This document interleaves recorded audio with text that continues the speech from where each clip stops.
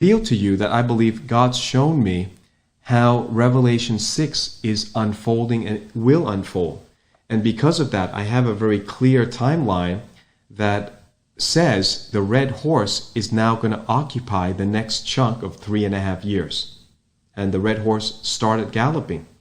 And when I look at the color red, and I look on there's the Weather Underground website, which we can put on the screen for those who are watching online. We can put and show you.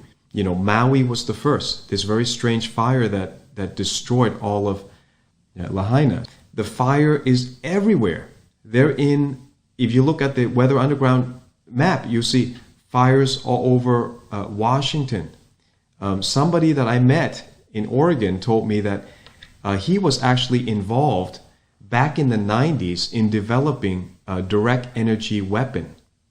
So I asked him, I said, is this a real thing or is this a hoax? He said, no, this is absolutely real. There was funding for that.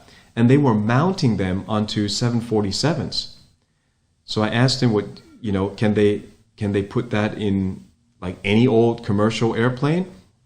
And he said, well, but that's like classified, and it never got to that point because then they stopped the funding, they did the research, and then he doesn't know what they did with that information and that research. But I have it confirmed from an engineer that worked on a direct energy weapon who said back in the 90s, it's real. And the funny thing is, so he said, when there were a series of fires in Idaho, he said there were fires that were equidistant.